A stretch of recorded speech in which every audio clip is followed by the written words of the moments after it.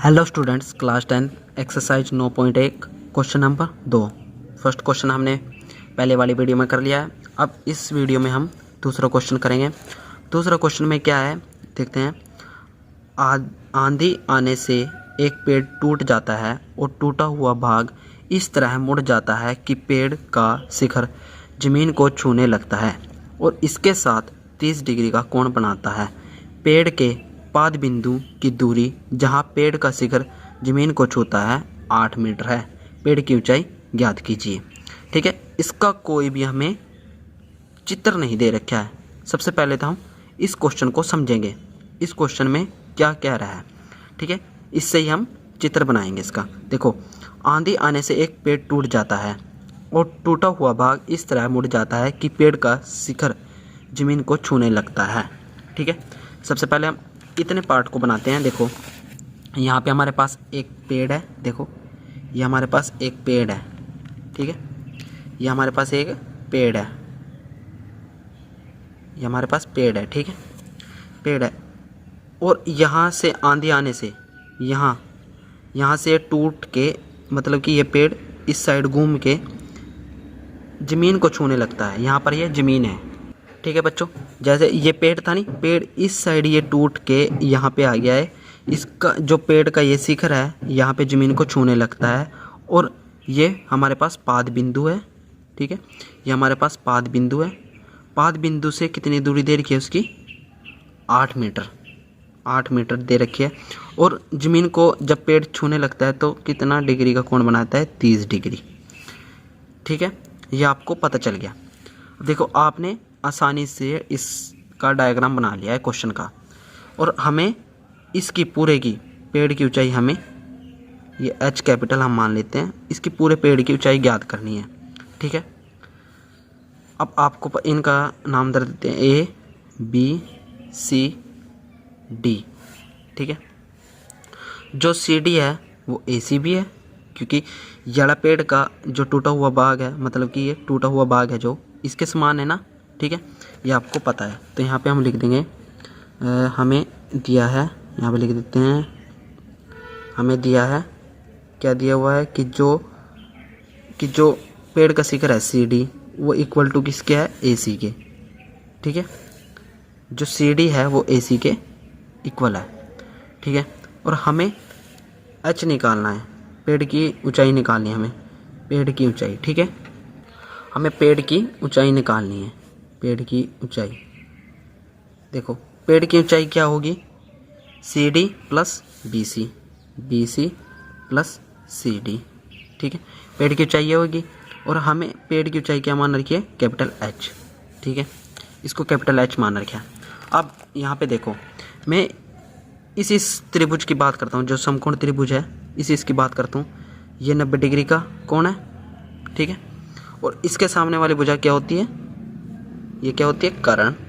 ये आपको पता ही है। और जो कोण दे रखा है उसके सामने वाली भुजा क्या होती है? लंब। ठीक है, और ये हमारे पास आधार हो गया और ये हमारे पास क्या हो गया? आधार। ठीक है बच्चों, यहाँ तक आपको समझ में आ गया होगा। और यहाँ पे देखो, जो BC है वो लंब है यहाँ पे। ठीक है, यहाँ पे BC है और जो यहाँ पे देखो एक AC और BC और AB। ठीक है, ये है हमारे पास। ठीक है बच्चों, अब ABC इस त्रिभुज में हम बात करेंगे। तो यहाँ पे लिख देते हैं हम त्रिभुज ABC में। ठीक है, जो आपको पता है, आपको क्या क्या नहीं पता है? देखो, AC नहीं पता आपको और BC नहीं पता। ठीक है, इनमें से पहले हम एक को ले लेते हैं। पहले इसको निकालेंगे, लंब को। आधार का पता है। ठीक है, हम इन दोनों को लेके चलते हैं, आधार और लंब को। तो यहाँ पे लिख देते हैं लंब निकालना है हमें, ऊपर लिख लेते हैं। हमें क्या दे रखा है? आधार। नीचे लिख लेते हैं। ठीक है, कोण हमें 30 डिग्री दे रखा है, ये हमें पता है। ठीक है, अब हम उसका ही प्रयोग करेंगे, जो एक फॉर्मूला है। देखो, लाला आम लाया, कच्चे कच्चे आम। ठीक है, ये होता है साइन के लिए, ये होता है कोस, ये होता है टेंजेंट, ये होता है कोसिकेंट, ये होता है सीकेंट, ये होता है कोट के लिए। ठीक है, अब देखो, लंब बटे आधार, लंब बटे आधार क्या होता है? टेंजेंट। तो यहाँ पे आ जाएगा टेंजेंट थीटा। ठीक है, लंब हमें निकालना है। ठीक है, लंब ऐसे ही हो जाएगा। और आधार हमें दे रखा है 8। ठीक है, टेंजेंट जो टेंजेंट इसमें एंगल कितना दे रखा है 30, तो यहाँ पे 30 डिग्री आ जाएगा। ठीक है, अब आपको टेंजेंट 30 का मान पता होना चाहिए, तो इससे आप आसानी से निकाल सकते हैं। लंब बटे 8 ये तो हो जाएगा, इक्वल टू टेंजेंट 30 क्या होता है? टेंजेंट 30 क्या होता है? 1/√3। ठीक है, क्रॉस मल्टीप्लाई हो जाएगी, ये 8 इस साइड आ जाएगा, तो लंब का मान क्या आ जाएगा? इतना यहाँ लिख देंगे, लंब इक्वल टू 8/√3। ये हमारा फर्स्ट समीकरण बन गया है। ठीक है, अब हमें कर्ण भी निकालना है, तो यहाँ दोबारा लेंगे पुनः त्रिभुज ABC में। ठीक है, त्रिभुज ABC में अब कर्ण और आधार की बात करेंगे यहाँ पे। ठीक है, तो यहाँ पे हम लिख देते हैं कर्ण बटे आधार इक्वल टू, देखो कर्ण बटे आधार क्या होता है? देखो यहाँ कर्ण बटे आधार सीकेंट, कर्ण बटे आधार सीकेंट होता है, तो यहाँ पे हम सीकेंट थीटा लिख देते हैं। ठीक है, आप इसको आधार बटे कर्ण भी कर सकते हैं। आधार बटे कर्ण क्या होता है? कोस थीटा, तो उसका मान रखना पड़ेगा आपको। ठीक है, कर्ण बटे आधार, कर्ण हमें निकालना है, आधार हमें पता है 8 है, सीकेंट 30 कितना होता है? सीकेंट 30 का मान आपको पता होना चाहिए। ठीक है, सीकेंट 30 आपको ट्रिगोनोमेट्रिक टेबल आनी चाहिए, उससे निकल जाएगा। सीकेंट 30 क्या होता है? 2√3। ठीक है, सीकेंट 30 क्या होता है? 2√3। अब हमें कर्ण निकालना है, क्रॉस मल्टीप्लाई हो जाएगा, इस साइड आ जाएगा 8, तो 8 दूनी 16√3। ये हमारा समीकरण दूसरा हो गया। अब देखो लंब क्या था हमारे पास? देखते हैं लंब हमारे पास क्या था? BC। ये हमारे पास क्या था?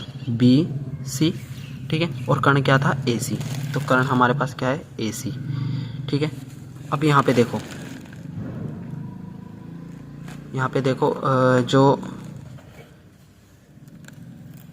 जो हमारे पास CD है वो इक्वल टू AC क्या है? जो ये CD है वो AC के इक्वल है, तो हम जो कर्ण हमें निकालना है AC वो CD के इक्वल है। इसमें देखो, ठीक है, हमें H निकालना था BC प्लस CD, BC रहा, CD वो हो जाएगा। ठीक है, H, तो यहाँ पे हम लिख देंगे समीकरण 1 और 2 से। ठीक है, H हमें निकालना है BC प्लस CD। ठीक है, तो यहाँ पे लिख देंगे हम CD इक्वल टू है AC के। ठीक है, अब BC कितना है हमारे पास? 8√3 प्लस CD कितना है? 16√3। ठीक है, अब इन कैल्शियम लेंगे, एलसीएम आ जाएगा √3, तो ऊपर ले आड़े ऐसे ही हो जाएंगे, 8 प्लस 16 ये जुड़ जाएंगे। 16 प्लस 8 कितने होते हैं? 24√3। ठीक है, ये हो गया हमारे पास। ठीक है, 24√3 आ गया। अब आपको पता है कि जो 24√3 आया, हम कभी भी अंडर नीचे नहीं छोड़ते, तो ये √3 गुणा और डिवाइड हो जाएगा, तो यहाँ ऊपर क्या आ जाएगा? 24 गुणा √3, और √3 कितना होता है? 3, तो 3 × 24, तो ये कितना आ जाएगा? 8√3 मीटर। ये हमारा आंसर आ जाएगा। ठीक है बच्चों, thanks to watching my channel and subscribe now.